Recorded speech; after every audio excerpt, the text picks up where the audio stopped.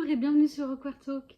Je sais que ça fait un petit bout de temps qu'on s'est pas vu, à peu près 1 an que j'ai pas posté sur cette chaîne. Mais récemment, je suis tombée sur mes premières vidéos et en fait, j'ai réalisé que j'avais tout bon dès le départ et que je me suis un peu perdue en cours de route. À savoir qu'au départ, je voulais faire un espèce de journal vidéo sur ma dépression, sur comment j'allais, ce qui marchait pour moi et en espérant aider d'autres gens. Et finalement, qu'est-ce qui s'est passé? Je suis allée mieux et je me suis lancée dans des essais vidéo ultra compliqués sur les sujets de société. Après, j'ai bien fait ça. J'avais la bonne caméra, j'avais le bon logiciel de montage, j'avais quelqu'un pour me faire l'étalonnage, je me suis même maquillée. J'ai même fait ça en anglais pour certaines. Donc vraiment, j'ai pas fait ça à moitié.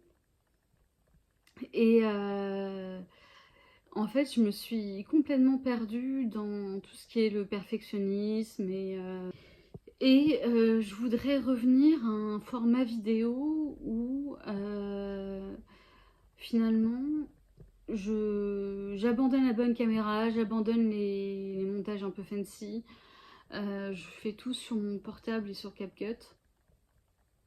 Et je vous dis un petit peu où j'en suis au niveau de ma thérapie, au niveau de mes médicaments, comment ça s'est passé pour moi et ce qui a marché, ce qui n'a pas marché, ce genre de choses. En tout cas, c'est vrai que les essais vidéo, c'est ce que je voulais faire sur Awkward Talk depuis toujours en fait. Et c'est ma dépression qui m'en a empêché. C'est pour ça que ma chaîne s'appelle comme ça. C'est un peu bizarre de s'appeler Awkward Talk quand on a une chaîne déjà en français et sur la santé mentale, parce que c'était pas dédié à ça à la base. Mais je me suis dit que j'allais faire un peu mieux et que j'allais solidifier un peu les bases, chose que je n'ai pas faite au premier abord, et que du coup j'aurais dû faire avant. Alors, où j'en suis? J'ai toujours les mêmes médicaments, j'ai toujours les mêmes médecins, dont ma thérapeute qui est vraiment géniale, qui me fait beaucoup avancer. J'ai eu un bond d'énergie cet été là, où je suis beaucoup partie, j'ai vu beaucoup de gens, ça allait beaucoup mieux socialement, alors qu'avant, voir des gens, ça me drainait complètement. Euh, Bon, alors le problème, c'est que, comme on peut le voir à les caméras, je sais pas si on peut le voir, hop, je me suis cassé la cheville en février dernier. Et du coup, je suis pas du tout sortie de. Je suis pas du tout sortie de chez moi pendant un petit bout de temps parce que j'étais complètement plâtrée. J'avais une luxation et une triple fracture pour être tout à fait dans les détails. Et du coup, j'avais pas de bottes ouvertes où je pouvais marcher, où je pouvais changer mes pansements. Non, j'avais un vrai plâtre complètement fermé et très lourd. Et du coup, j'ai été complètement alitée avec la patte en l'air pendant 6 semaines. Et après, la rééducation a mis du temps. Franchement, j'ai mis du temps à remarcher. Ce qui fait que déjà que j'allais pas bien en février quand je me suis cassé la cheville. Ça faisait longtemps que j'étais alitée. Et du coup, ce qui s'est passé, c'est que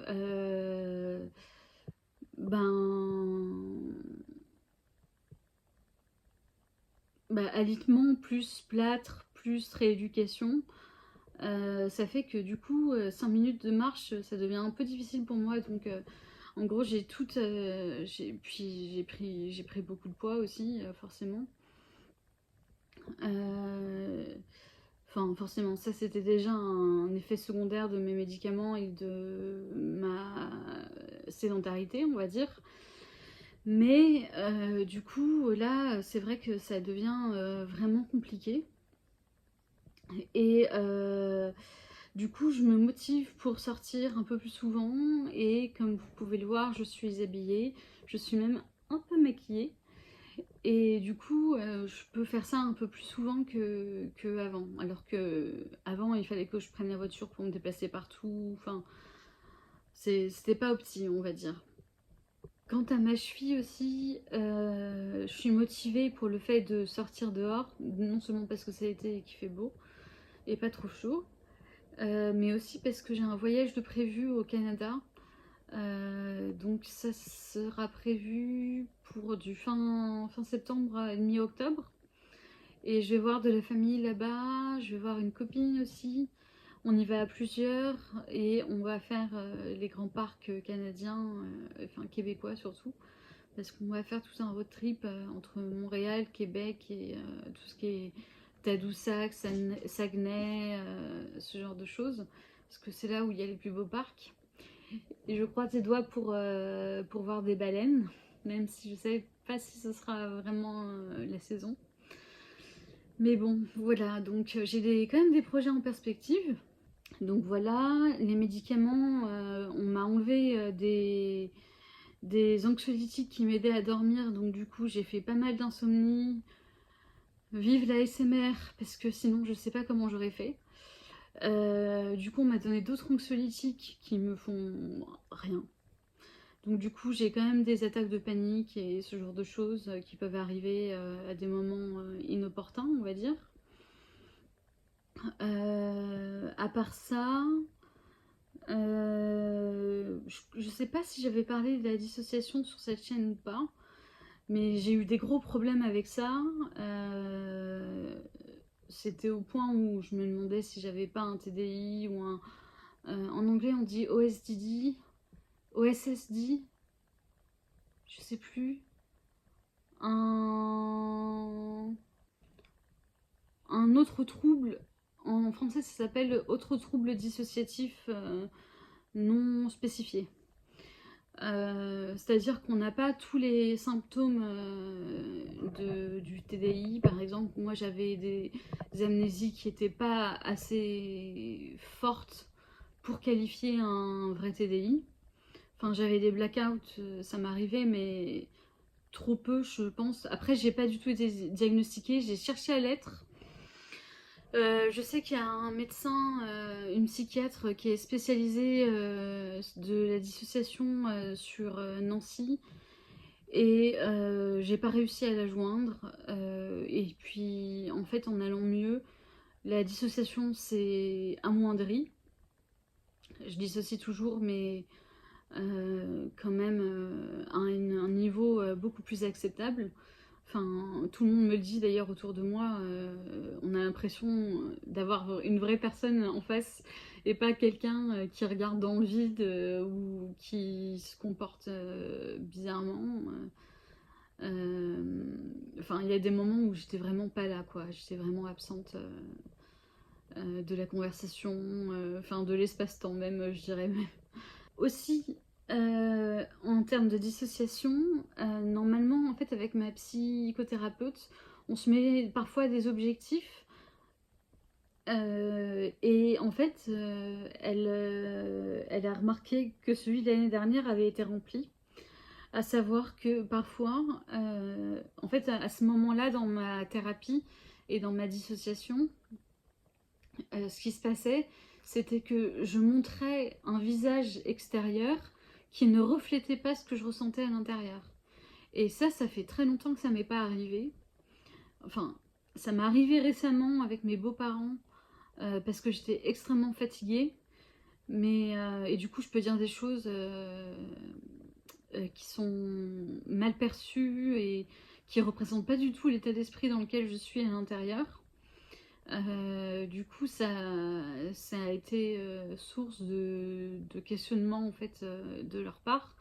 Et tout s'est réglé, évidemment, ils m'en veulent pas. De toute façon, ils connaissent bien ma maladie. Notamment parce que ma belle-mère a travaillé dans les centres pour adolescents qui avaient des problèmes mentaux, donc elle est assez éduquée sur le sujet. Et du coup, c'est vrai que je la remercierai jamais assez, elle et son mari, de m'accepter en fait telle que je suis, parce que c'est pas évident. Surtout quand on dit des choses blessantes à d'autres personnes et que on connaît mal la personne. Enfin, moi maintenant ça fait longtemps qu'ils me connaissent, ça fait 7 ans, mais quand même quand je leur dis des choses blessantes, ils savent que qu'il y a quelque chose derrière et que c'est pas réellement moi. Donc c'est quand même une safe place assez ressourçante, je vais dire. Au niveau boulot, bah alors là, c'est pas top du tout. J'arrive pas à trouver tout simplement. Et de toute façon, là, l'objectif, c'est de rentrer en hôpital de jour, mais c'est très compliqué parce que, en gros, j'en ai un à 5 minutes de chez moi qui a l'air très bien. Mais en gros, ils prennent que des gens qui viennent du CMP, donc du centre médico-psychiatrique de nos... Je viens de dire ma ville là, non? Moi je crois que je viens de dire ma ville. Je vais censurer ça. Et moi je suis suivie par une psychiatre qui est libérale.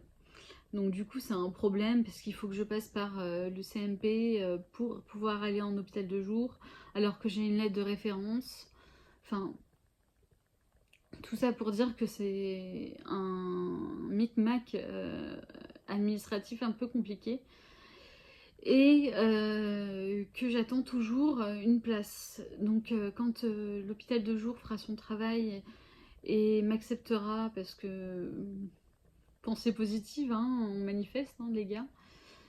Euh, et ben, je pourrais éventuellement penser à prendre un temps partiel euh, thérapeutique. Ce qui m'amène, transition, à la MDPH, parce que en fait j'arrive en fin de droit là, ça fait 3 ans que j'ai commencé ma chaîne et ça fait 3 ans que je reçois l'AAH, donc l'aide aux adultes handicapés.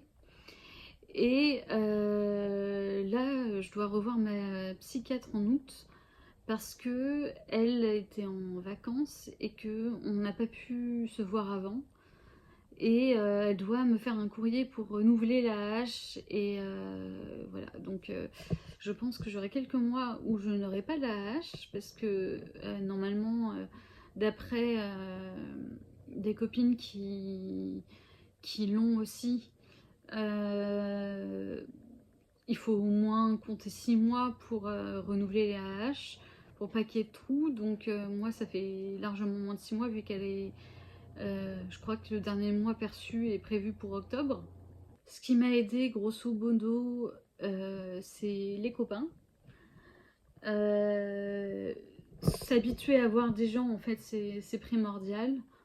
Ma thérapeute et le temps. En fait, j'aimerais bien vous donner une recette miracle, mais j'ai l'impression que c'est un peu comme les régimes où on vous dit, bah, c'est la patience, manger en déficit calorique et faire du sport. Donc c'est un peu, c'est pas le truc que tout le monde a envie d'entendre, mais malheureusement c'est la vérité. C'est vrai que je me suis pas filmée dans les pires moments parce que bah très clairement on n'en a pas envie. Même si je pensais que j'en étais capable, c'est un peu compliqué. Mais au moins, je suis stable en ce moment. Donc voilà, ce qui n'a pas aidé, c'est la fatigue. Il faut que je m'écoute plus au niveau de la fatigue parce que en fait c'est un des symptômes de la dépression qui reste très présent. C'est vraiment la fatigue physique et psychologique aussi, mais la fatigue, c'est, je pourrais dormir. J'ai encore, je souffre encore d'hypersomnie, donc je peux dormir facilement 18 heures par jour. Je suis un peu comme mon chat finalement au niveau du sommeil, sauf que je me lèche pas l'anus. Mais à part ça, je suis comme lui.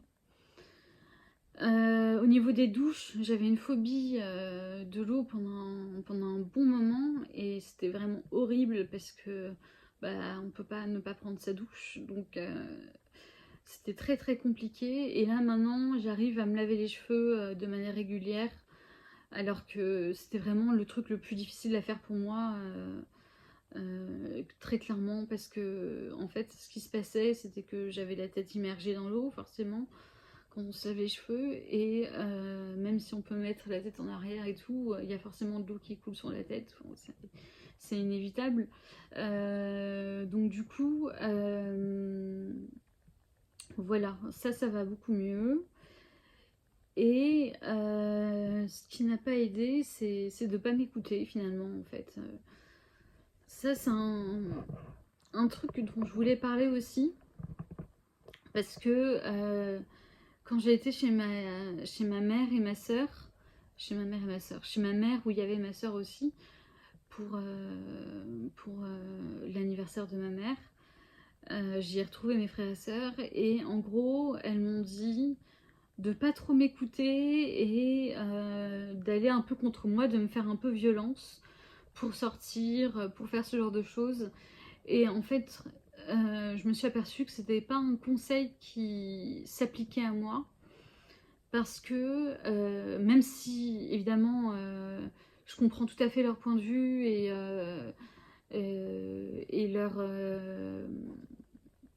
je comprends tout à fait leur point de vue, et leur motivation derrière, parce qu'elles s'inquiètent pour moi, parce qu'elles pensent que si je m'écoute trop, bah en fait je vais jamais remarcher, ce genre de choses. Mais en fait quand je me laisse tranquille, et ben en fait ça enlève toute la pression, et finalement quand je suis pas sous pression, bah j'ai envie de sortir, j'ai envie de m'habiller, j'ai envie de me maquiller, j'ai envie d'être active, j'ai envie de voir des gens. Et voilà, il faut que je fasse la distinction entre le moi malade et le moi véritable, à savoir le moi apte en fait. Et, euh, et que quand je suis malade, bah, je ne peux pas sortir dehors, je ne peux pas prendre ma douche, je ne peux pas faire plein de choses. Par contre, quand ça va mieux, là, je peux sortir dehors, je peux faire des efforts, je les fais même avec plaisir, presque avec plaisir, parce qu'en vrai je suis en souffrance physique quand je le fais, mais voilà, il faut que je passe par là pour aller mieux. Donc voilà, c'est motivant quand même de savoir qu'il y a des gens qui sont là aussi pour m'aider. Donc voilà, je pense que ça fait 20 minutes à peu près que je parle. Je pense que ça fait un bon retour pour parler de tout ça. Je voulais faire aussi, je sais pas à quelle fréquence je vais poster sur la chaîne, parce que j'ai pas envie de me mettre la pression. Retour au conseil que je vous ai donné précédemment. Mais je vais essayer de faire ça un peu plus régulièrement, et ce sera plus facile pour moi de sortir la caméra si j'ai juste ma perche à selfie, mon téléphone, et c'est tout quoi. Pas de micro, pas de lumière, pas tout ça quoi. Et puis, qui sait, si ça se trouve, la prochaine vidéo, je serai de nouveau en pyjama. Parce que là, déjà, je suis dans mon lit. Donc qui sait, la prochaine vidéo, je serai de nouveau en pyjama. Donc, voilou. Sur ce, je vous fais de gros bisous. Et je vous retrouve dans une prochaine vidéo. À bientôt!